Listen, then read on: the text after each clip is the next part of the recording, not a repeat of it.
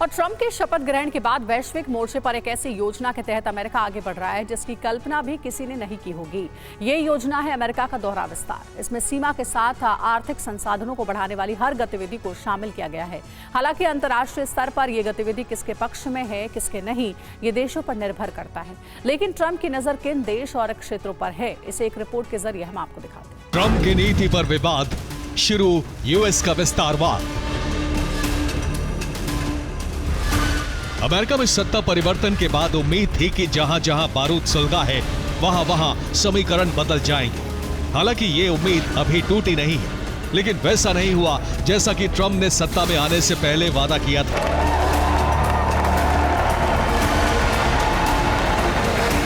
अलबत्ता जो उम्मीद नहीं थी वो ज्यादा हो रहा है। इसमें अमेरिका का विस्तार भी शामिल है।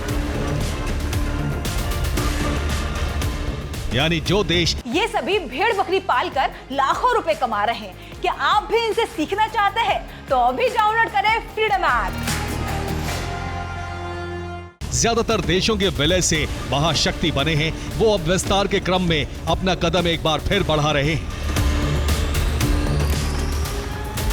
और ये विस्तार दो मोर्चे पर हो रहा है।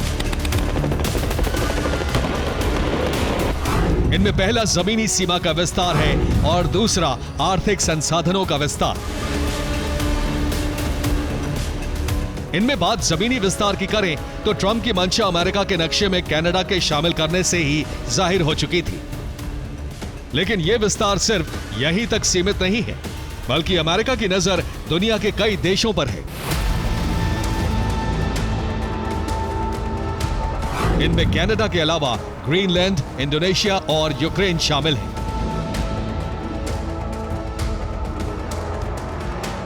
ग्रीनलैंड दोबारा खरीदने की इच्छा ट्रंप पहले ही जता चुके हैं। वहीं इंडोनेशिया पर संपूर्ण कब्जे के लिए भी वो कदम बढ़ा चुके हैं। लेकिन कनाडा और यूक्रेन को लेकर ताजा खुलासा ये है कि ट्रंप इस दिशा में लगातार आगे बढ़ रहे हैं।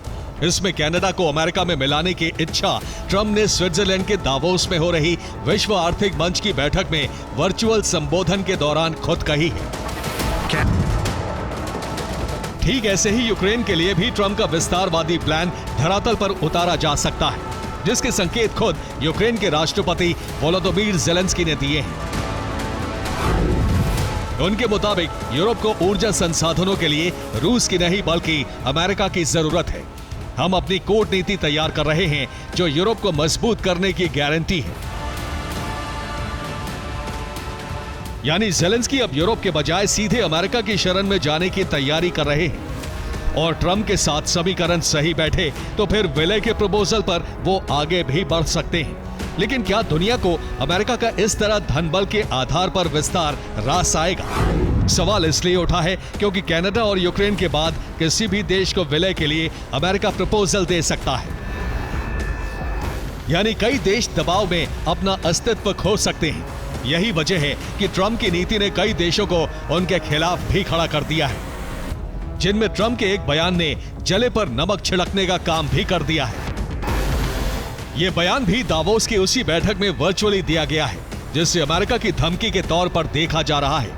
इसलिए मुमकिन है कि ट्रंप के इस बयान से कई देशों की दूरियां अमेरिका से बढ़ जाएं, खासतौर पर अरब देशों की,